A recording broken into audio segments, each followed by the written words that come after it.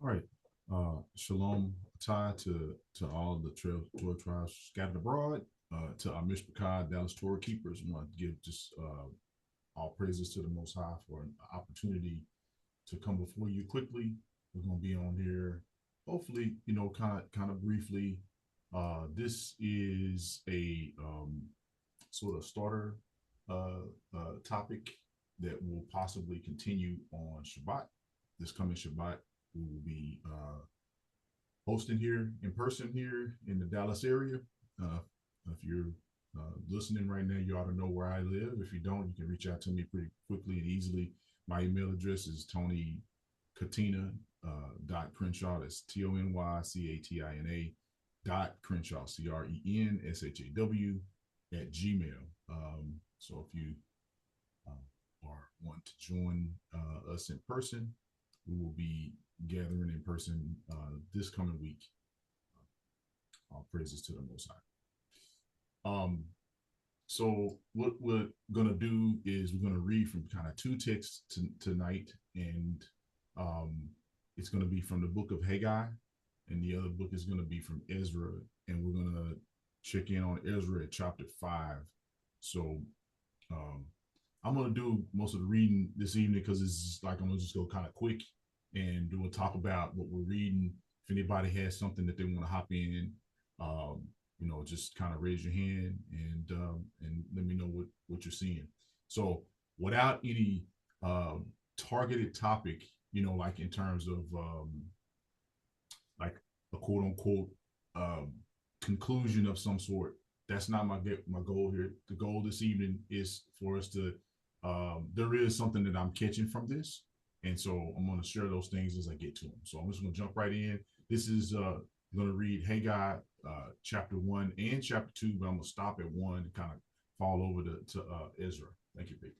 So the book of Haggai reads this way: in the second year of the reign of Darius, on the first day of the 6th month, the word of Yahuwah came through Haggai, the prophet, to Zerubbabel, son of Shealtiel, governor of Judah, and to Yahusha or Joshua, the son of Jehozadak, the high priest, stating that this is what the Yahuwah Sabaoth says.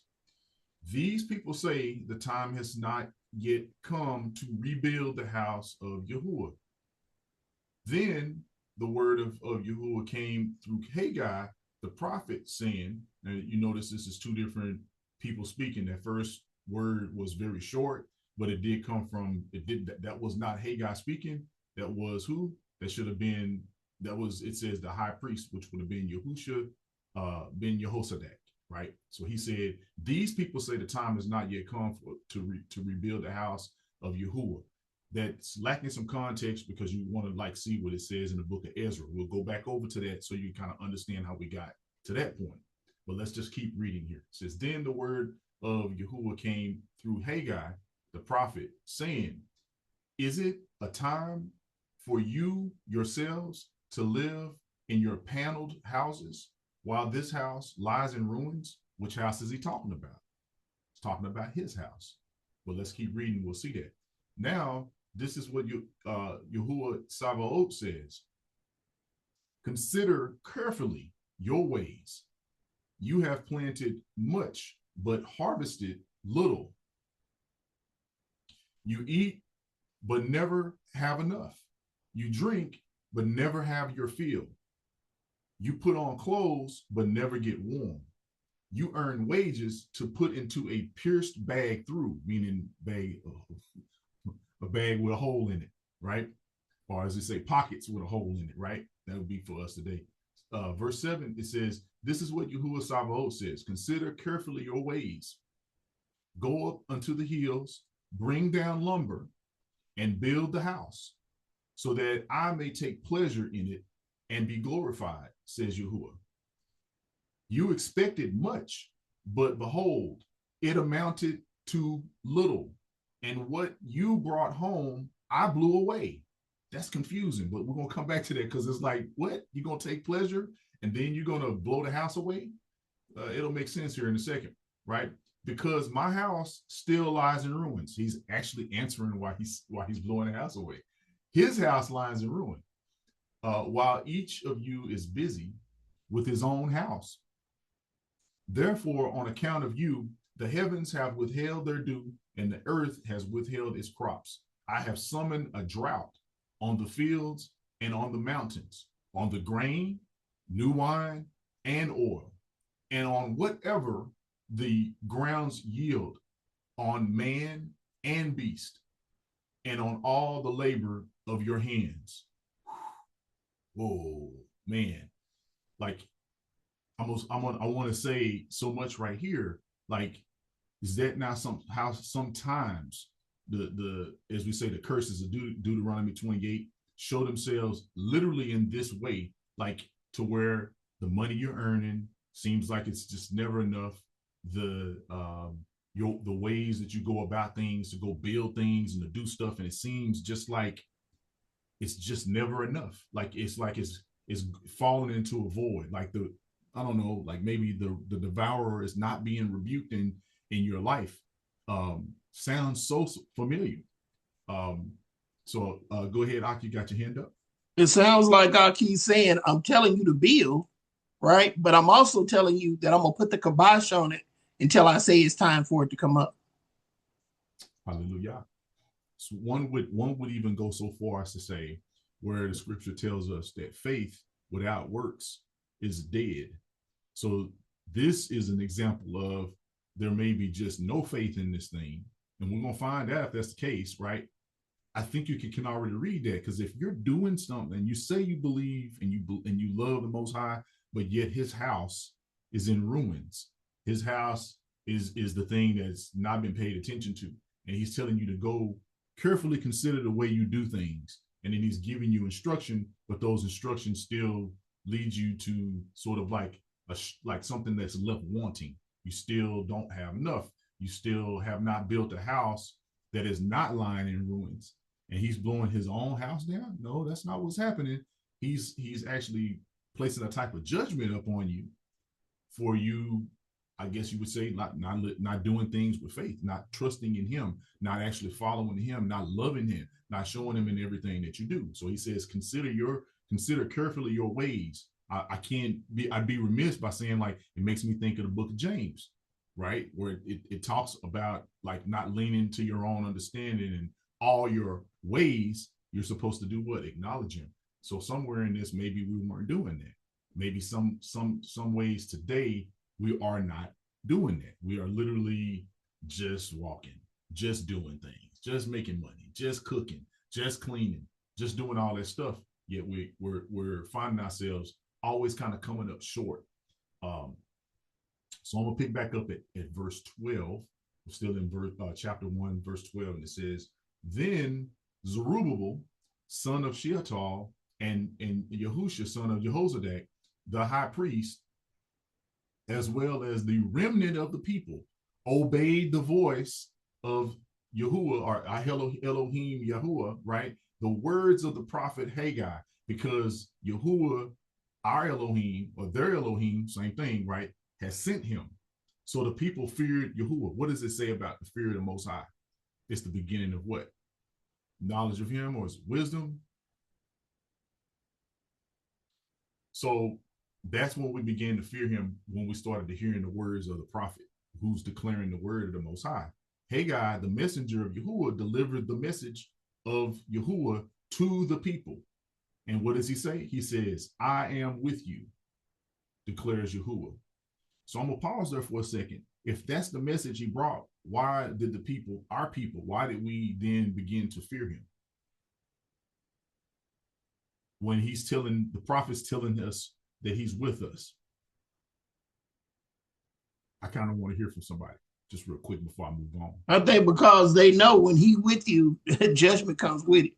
Hallelujah. I'll play right. So you being watched, you being supervised, not by the superintendent, but by the boss, you know. Right. Is I guess the question is sort of like, is he the lovey-dovey, only love you, soft, give you a hug on only, never disciplines, never, right? So this is sort of another proof of that, and that like we begin to fear him, to get to know him, because he says, look, I'm with you. It's like a parent telling you, like, I'm with you, I'm watching you, I'm paying attention to what you're doing. Now that could be good, or it could be, hey, I'm watching you, I see what you're doing. The Hey, prophet told you about the rod, but you didn't get scared until you saw the rod. right. You thought he didn't pay attention. You thought he was just still winking. You thought he was still like allowing everything to just be, right. But then this is what the rest of this, and then we're gonna skip back over. We're gonna skip over to Ezra, and then we'll come back and probably like touch up on one a little bit and hit two a little bit. So, um, verse 14 says, "So Yahuwah stirred the spirit of Zerubbabel, not Haggai, right, but Zerubbabel, son of Shealtiel, governor of Judah, and some would say even prince, but the spirit of Yahusha, son of Jehozadak, the high priest, as well as the spirit of all the remnant of the people." So he stirred us. He stirred all the leadership. And notice it said remnant. So it wasn't everybody. It was only the remnant. And they came and began the work on the house of Yahuwah, Sabaoth, their Elohim, right, on the 24th day of the 6th month in the 2nd year of King Darius. So before I go on, I'm not gonna like make it like a quiz. So I'm just gonna go ahead and talk about it. So there's more than one Darius in our scrolls, right?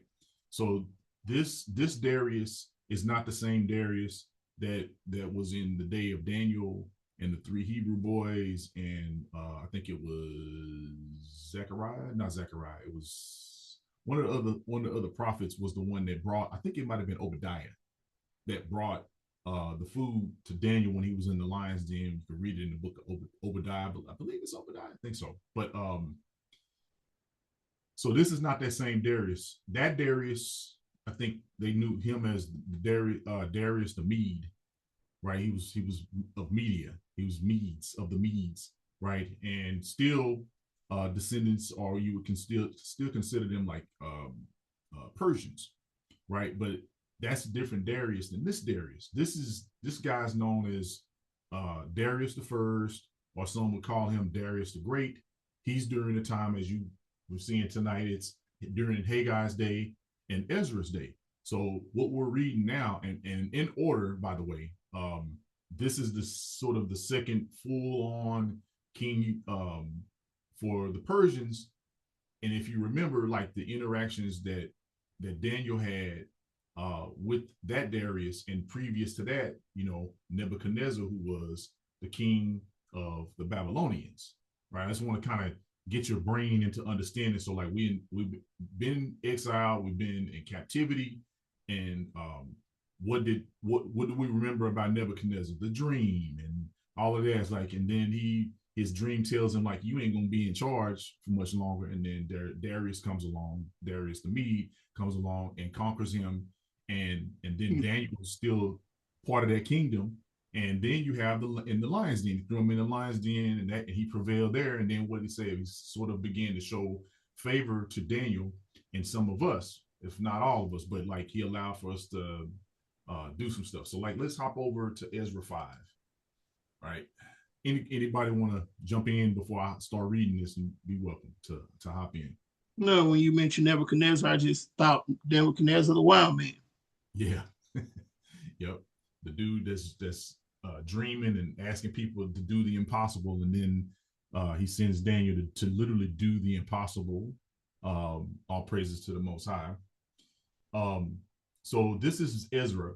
We're gonna start at chapter 5, and I'm gonna read most of this, if not all of it, because it's not a long chapter. So it says, later the prophets Haggai and Zechariah, son of Iddo, prophesied to the Jews, or Yahudim and Yehuda, right, in Judah and in Jerusalem, in the same name of Yahuwah of Yasharel, who was over them.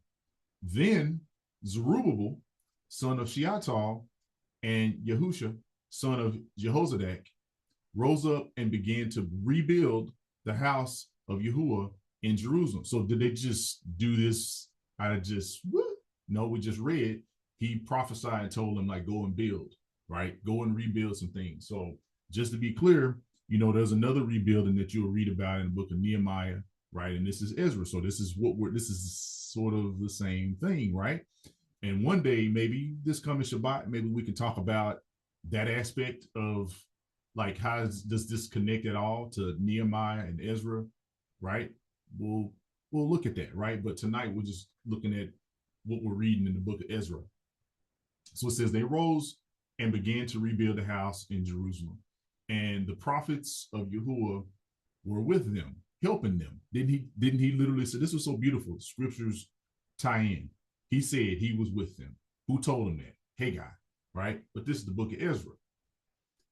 At that time, Tatanai, the governor of the region west of the Euphrates, Sheatar Bozanai, if I got that wrong, Yahuwah forgive me, right? And their associates, went to the Jews and asked, who authorized you to rebuild this temple and restore this structure? So it wasn't raised completely. There was something there for them to rebuild, something to restore. There's something in that too, right? He talked about us being a remnant, and remnants are not just, they don't remain remnants forever. When the Most High preserves the remnant, it's because he has a plan, maybe something like what we're reading this evening, which is to do what? To possibly restore his people, to restore their land, to restore, all of that. So he's there, but this is the non Yehud, right? This is, you would call them a goyim or whatever. Yeah, questioning what they're doing. What you doing? Who told you to do this? Who gave you authority to do this? Now, if you want to go read somewhere, you'll find this as well.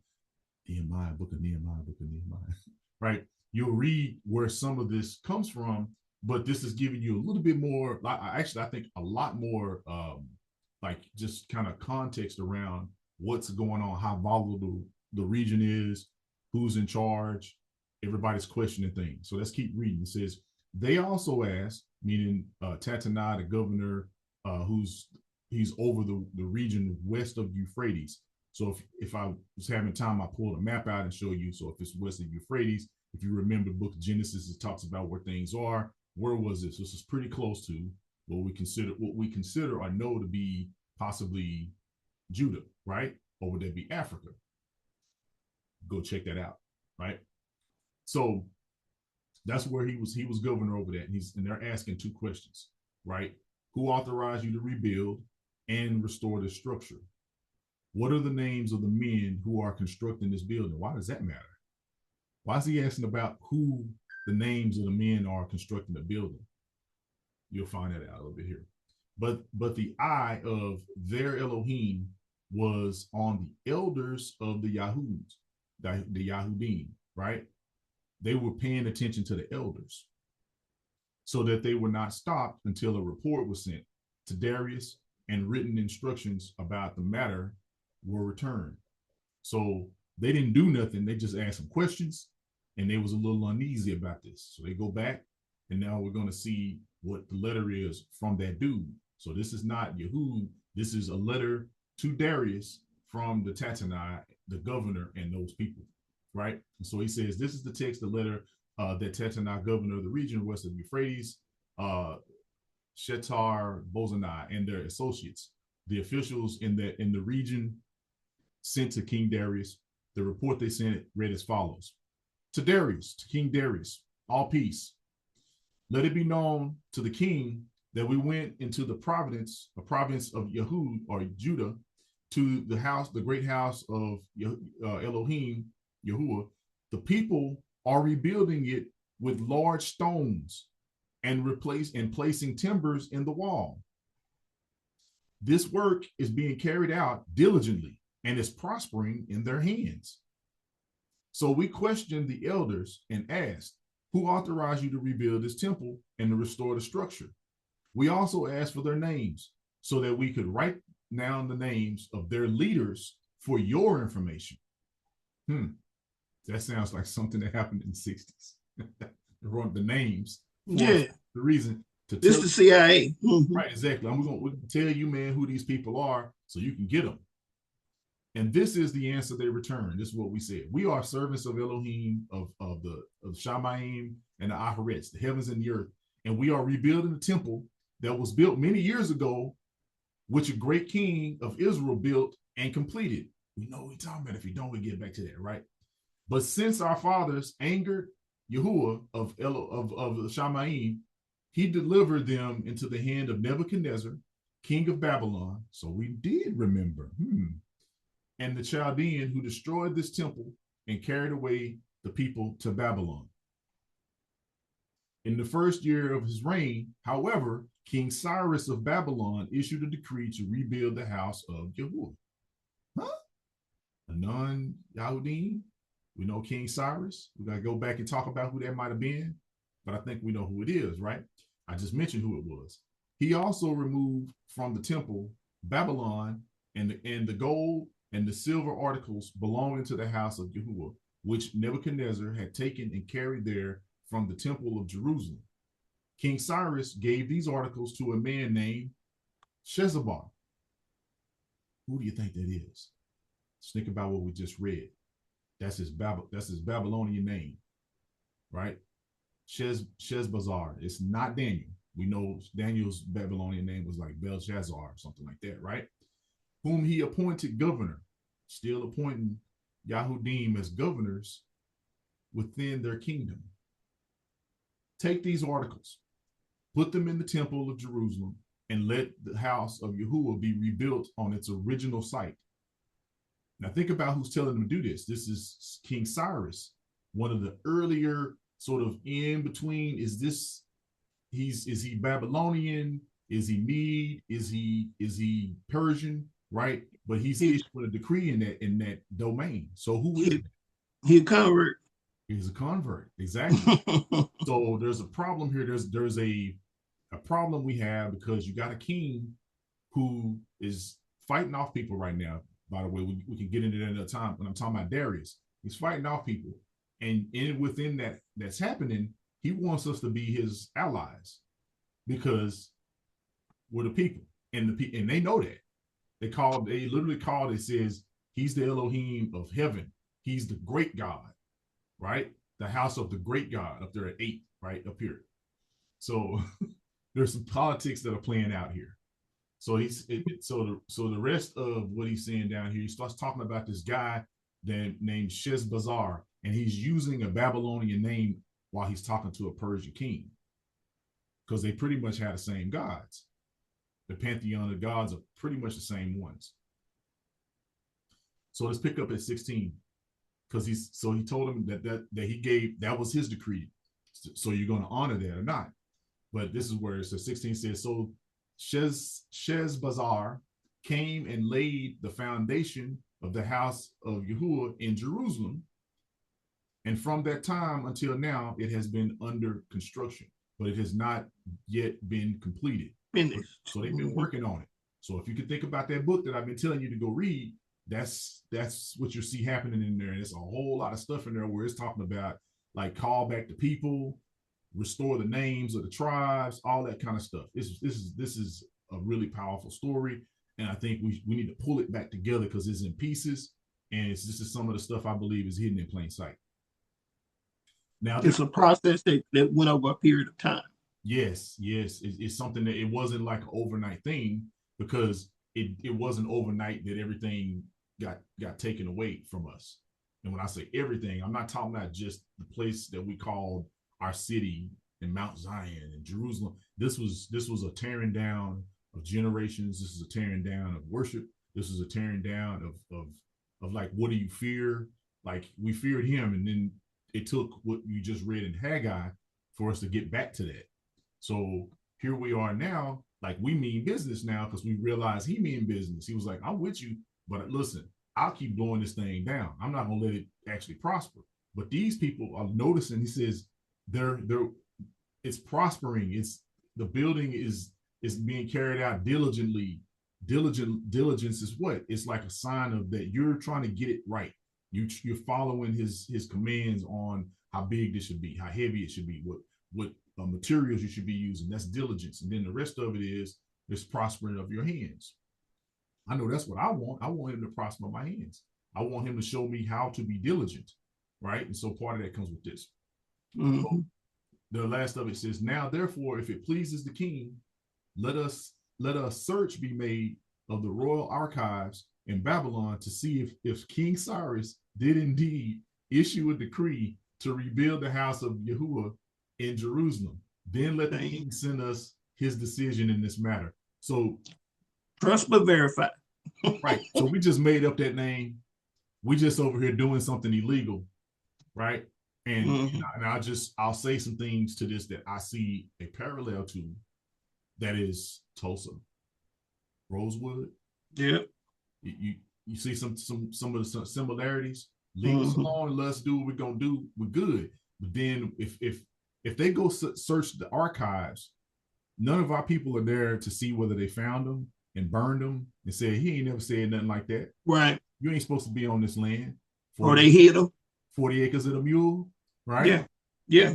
You said we had this. Where's the decree? But see, people know about it. You know that phrase, but why do you know that phrase, but you ain't got 40 acres and nor do you have a mule? Right?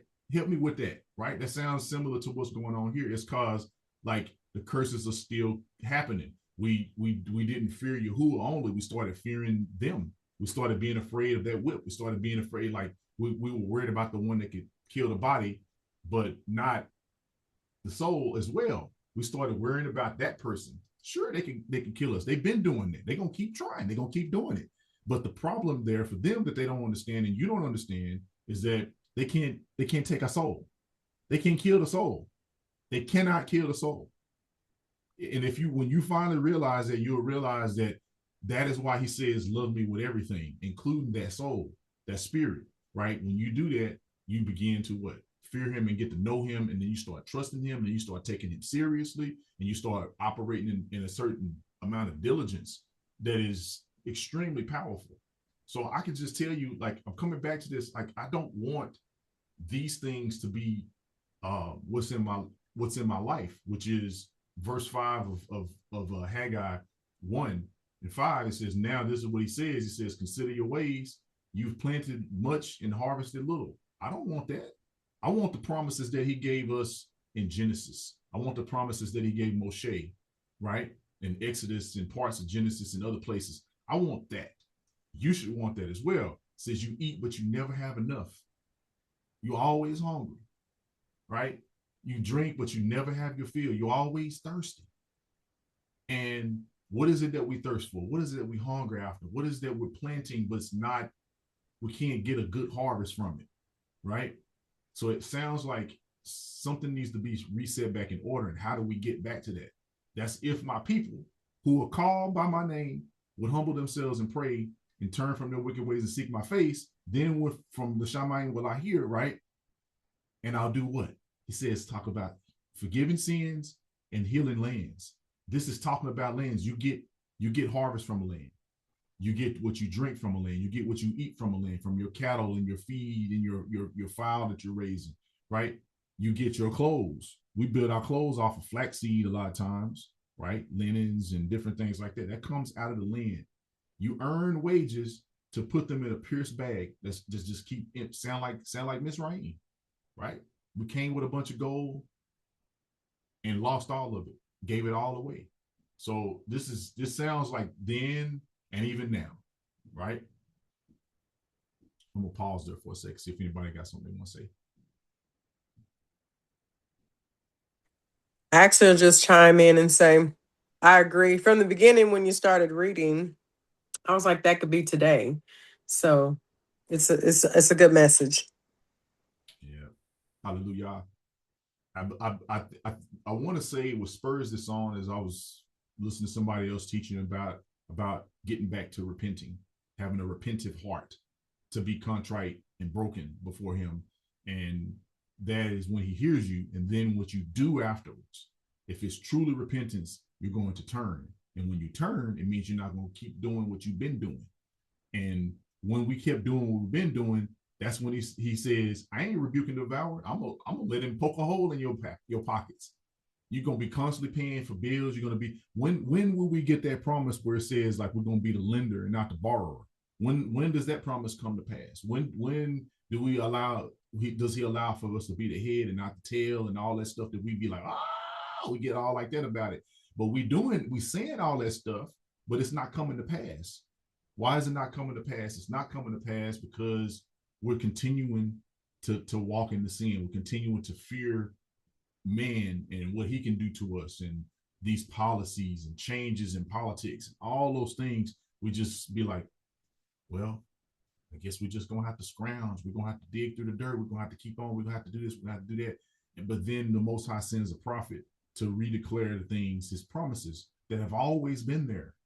But we have to answer to those conditions. Are we going to keep the law and guard it? Or are we going to like fight it? Right? And so a lot of us been fighting it, trying to make up a reason why we can do, we can do that. The law is clear on that. You're not supposed to do that, but we're doing it anyway. It'll be all right. No, it's not going to keep being all right. You got to trust him. So we're gonna read chapter 2 of Haggai. So it says, and I'm gonna stop on this one because I wanted you to catch something else. See if somebody remember what month was it in chapter 1 where he brought this. See if you go back and cheat. It ain't cheating, but just you see what month that was. Did you say the 6th month? Yes, sir. So what happens in the 7th month? What is this? What is there something that happens for us in the 7th month? Come on, Yahusha. I'm mute. You ought to know this. Come on, brother. Come on. What things happen? It's multiple things that happen in the 7th month. Maybe he walked away. Gonna leave me hanging like that? Okay. So isn't that like not the? I'm gonna give him a couple more seconds. If you talking, you better unmute. Come on, brother. I'm gonna get you tomorrow if you don't. I'm gonna say, where were you? Anyway, Gina, you know what happened in the 7th month? What things are happening in the 7th month? Salakia, you got 3 feast days. Well, come on, brother. Say it out. Say, hold on. Come on. What is it? What is it? This what? Moeds. Come on, brother. Which ones? Tell him, Shy. You trying to? He not learning, Shy. Tell him. The fall feast. Yom Tov, Yom Kippur, right? Yes. Sukkot. Yes. Okay. Listen, think about this. So he's out here prophesying to us in a time when things are going really bad, and we're trying to fight things. We're trying to cut through things. We're trying to get back to the Most High, but it just ain't happening, and he ain't really having it either. So what do you think you need to do in order to appear before him properly? You're gonna have to do what? You're gonna have to atone, and you're gonna have to shout. You got to use your thruah. I remember my aunt teached around that time about what a thurum is, right?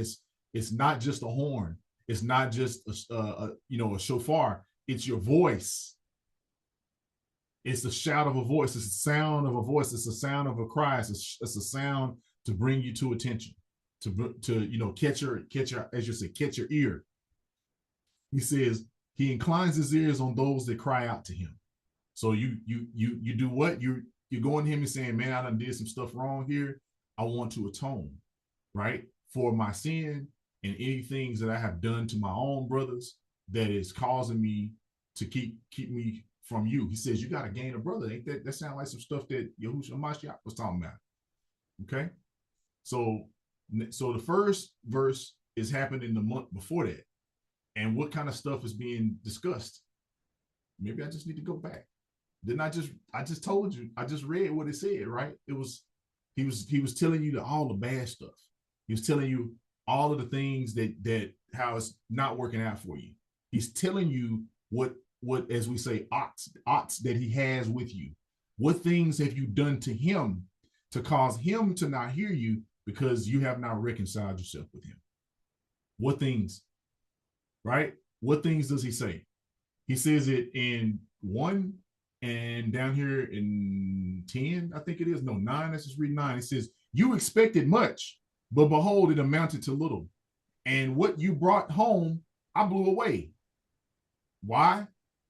declares Yahuwah Sabaoth, because my house still lies in ruins. Right. Not taking care of his house. You're not taking care of his house. So Miss Mishpachah, listen, what is the house today? Where is his house today? We done talked about this so much. What's the house of Yahuwah today? Where's he dwelling? Anybody?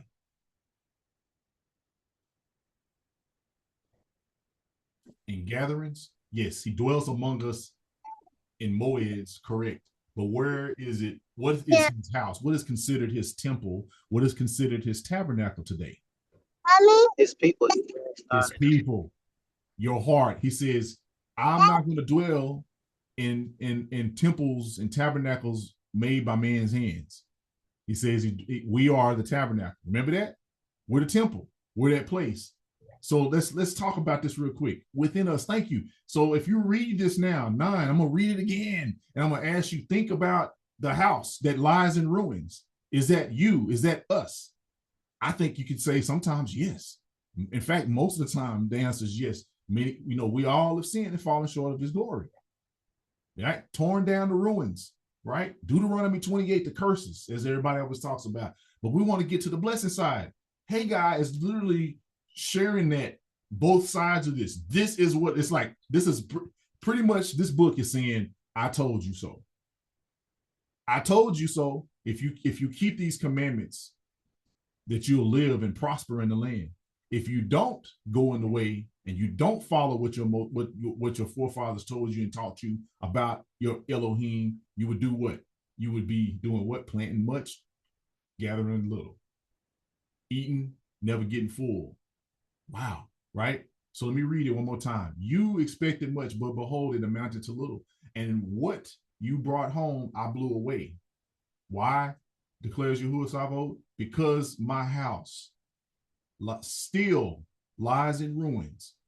That means it was in ruins before, and you had opportunities to restore it, but you didn't take it. And so you let it still lie in ruins, right? While each of you is busy with his own house, your own house. That's the flesh.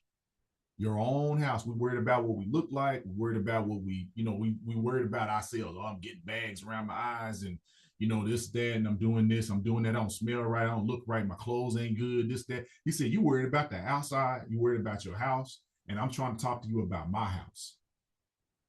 Wow. Let's go ahead and let's read 2. On the 21st day of the 7th month, the word of Yahuwah came through Haggai, the prophet, saying, speak to Zerubbabel, son of Shealtiel, governor of Judah, and to Joshua, or Yahusha, son of Jehozadak, the high priest, and also to the remnant of the people. So basically anybody that's listening and keeping his commandments. Ask them, who is left among you, you who saw this house in its former glory? How does it look to you now? Does it not appear to you like nothing in comparison? But now be strong, O Zerubbabel, declares Yahuwah. Be strong, O Yahusha, son of Jehozadak, the high priest. And be strong, all ye people of the land, declares Yahuwah. Work, for I am with you, declares Yahuwah Sabaoth. This is the promise I made to you when you came out of Egypt, and my spirit remains among you. Do not be afraid. For this is what Yahuwah Sabaoth says. Once more, in a little while, I will shake the heavens and the earth, the sea and the dry land. I will shake all the nations, and they will come with all their treasures. And I will fill this house, which house I wanted to talk about. Fill this house with glory, says Yahuwah Sabaoth. The silver is mine, and the gold is mine, declares Yahuwah Sabaoth. The latter glory of this house, meaning the one to come, not the former house, but the latter house. The latter glory of this house will be greater than the former, says Yahuwah Sabaoth. And in this place, I will provide peace, some will say, shalom, wholeness, right? Declares Yahuwah Savo. These is the blessings of defiled people. Come on, man. On the 24th day in the 9th month, in the 2nd year of Darius, the word of Yahuwah came to Haggai the prophet, saying, this is what Yahuwah Savo says, ask the priest for a ruling. If a man carries consecrated meat in the fold of his garment and it touches bread, stew, wine, oil, or any other food, does the item become holy or set apart? Did you catch that question? He's asking if you get the meat touching the garment and it touches the bread and all this other stuff, does that all become holy? Does it all become set apart? They answered immediately. What they say? No. No, replied the priest. So Haggai asked, if one who is defiled by contact with a corpse touches any of these, does it become defiled? That's what the scripture said. That's what the law says. Yes, it becomes defiled, the priest answered. So they know the law. Yay. Then Haggai replied, so it is with the people. So it is with this people and this nation before me, declares Yahuwah. And so it is with every work of their hands, whatever they offer, there is defiled. That's what the previous verse is saying. Because we allow defilement to continue to sort of spread. And he's going to get into some of that right here. So I'm going to keep reading. Now consider carefully from this day forward, before one stone was placed on another in the temple of Yahuwah. From that time, when one came expecting a heap of 20 ephahs of grain, but were 10, so it got less than what they was expecting, like half. And when one came to the wine press to draw 50 baths, there were but 20.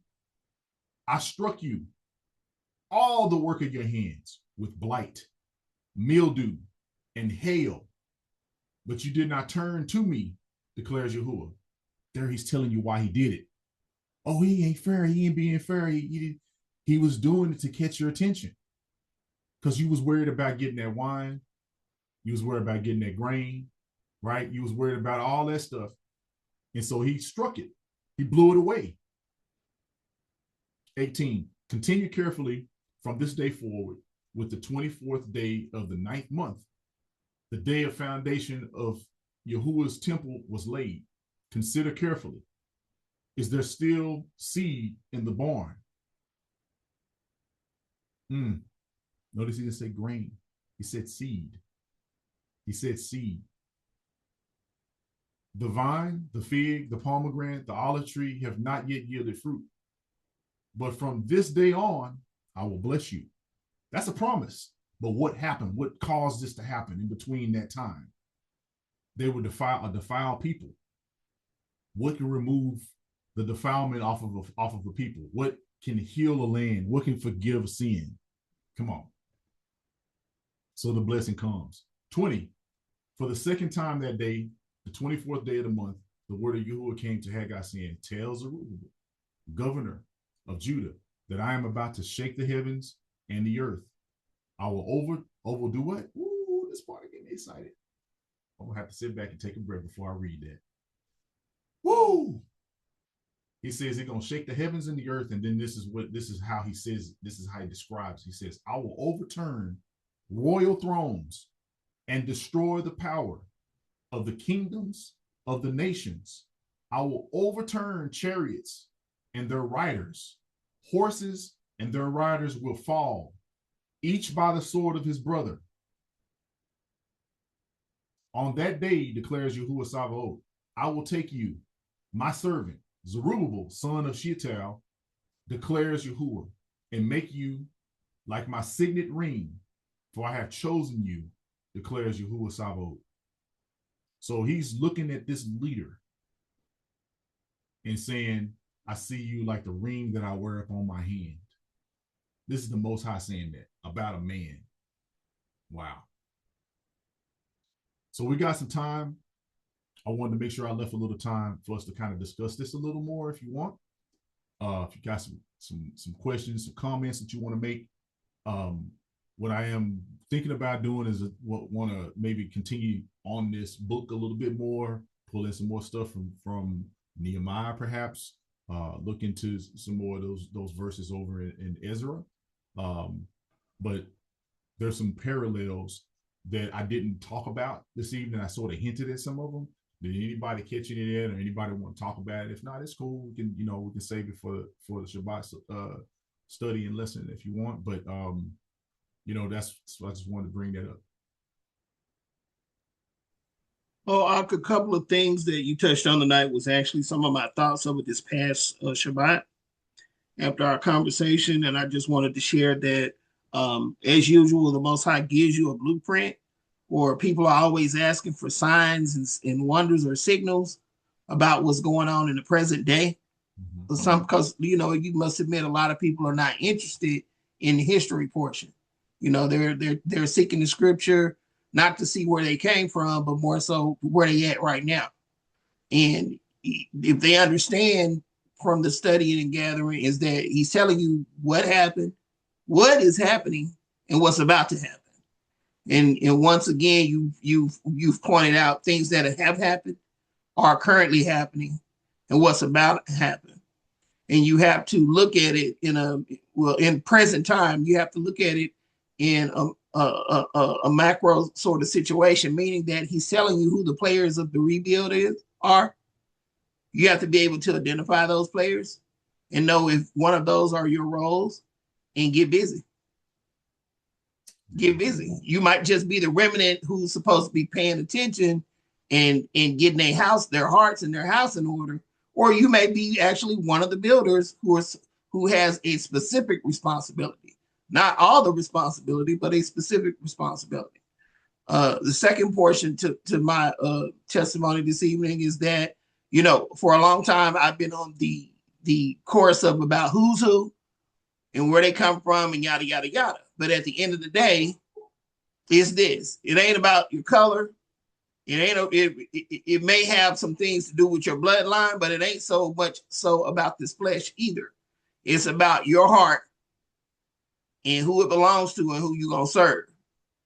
Whether you whole human, half human, came from another plateau, whatever the case may be, another dimension, whatever you think you are, whatever you truly may be. Some people know what they are. At the end of the day, he's not sitting on your back. He's not sitting on your skin color. He's not sitting on your bloodline. He's sitting on your heart.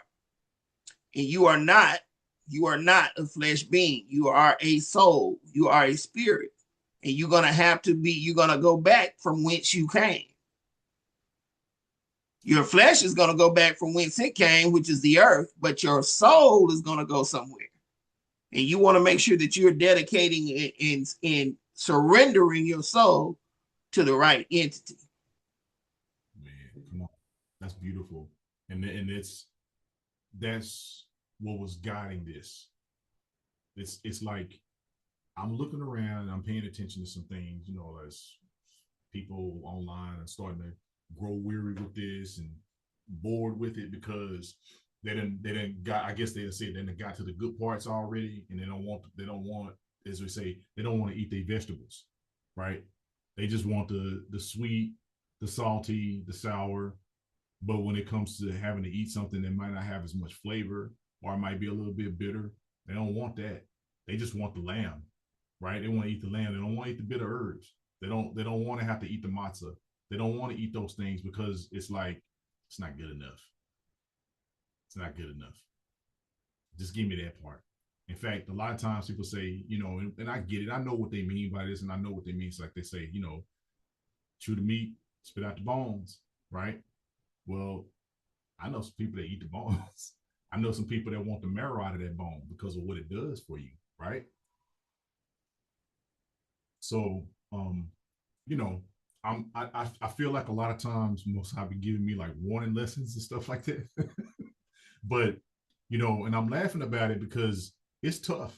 It's tough to bring that out because it ain't like it's a fun lesson. But the thing about it is, if you read that and go back and read those same things again, and it'd be good if you do that, because I don't know, I'm just, y'all willing if this is what the Shabbat lesson will be around, there's more than just bad news in there. In fact, if that's all you saw, then you miss most of what I was sharing tonight, because it was like, do certain things and he's blessing you. He's right there with you. He's helping you prosper with your hands. You're not catch. You went from everything you was doing with your hands was going nowhere. And then once you changed your course and went back to him and found him and saw him, and you turn from your wicked ways, what did he do? He started blessing your hands. He started giving you that very same blessing, that very same promise that he gave somebody else about that, right? That by the sweat of your brow, you'll bring forth the right things. But if you're not, you're going to bring up thorns and thistles. So you bring forth. If you don't want that, we got to start back refocusing back on him, and not making it about, man, this is boring. This ain't exciting. I can't shout over this. Well, that's your bad. I love him so much. I want all of what he puts on my plate. You know, the bread, the wine, the grain, the bitter herbs, the meat, the milk, the honey. I want it all, right? And we just got to being real picky when it comes to word of Yah. We want the shout lesson. We want, we want the stuff that where you can just be like, whoa, that's what I needed to get through this week. It's like, you need his word every day. Don't you need his word every day? Ain't that what it says? Man should not live by bread alone, but by every word that proceeded out of the mouth of Yah. And this is one of them words. This is the book of Haggai, is the word of Yah. So I want to live by that. Ak, what you got? Go ahead, Yusha. Yeah, since you put it like that, I mean, if that's a mindset that someone may have, then you have to question yourself, are you really serving with your whole heart? Because you can't just serve him, oh, if it ain't coming out the book of John, you know, I don't really want to hear it. Like he has his full word. The Mashiach said he come in the volume of the whole book. Come on with that, man. And Yahusha was in the word tonight on that, right? I know this was a different Yahusha we was talking about. One day we'll do maybe that'll be one of the little quizzes. How many Yahushas is in the book of Yah? How many? We know of 3 for sure, right? Is that it? Yahusha ben Nun, and then Yahusha, son of Yosef, who is Mashiach, and then this brother here, Yahusha ben of what is it? Yehozadak, right? That's 3. It's right just there. Like today. Is how many Tonys are there? How many Lees are there? It's the same then as it is today. Mm-hmm. So, anybody got some more? I mean, like anything before we close out? We got like about 4 more minutes before we'll shut it down and leave y'all. Let y'all get back to some of the rest of the things we've been doing. We can actually keep this going. I would just have to let my manager know that I'm gonna be remote again tomorrow. Cause Yeah. So we'll see if your manager or your Ak gonna have a arm wrestle. I think the Ak is gonna win. And the Ak is gonna say you better work as unto the Most High. See that governor is fearing his king again. Exactly. That's why I said the Ak gonna win. The Mishpachai gonna win. I had to unmute to laugh. You are always hustling. And we this incongruency that he got going on with this Kumo D and Flavor Flav, man, you gotta fix that, bro. That's bothering me big time. Like, you need to get a picture of Kumo D and put him up there, or you need to change that name and put Flavor Flav up there. If you're gonna do it right. Yeah, Kumo D. Yeah, he been watching Joe and Jada. See, he confused. He better put some respect on these rappers. Well, I'm gonna go ahead and stop it. So I just want to thank y'all for joining this Midrash study that we did this evening. Thank you for joining the Dallas Torah Keepers. May Yah bless you and keep you in all your ways. Hallelujah.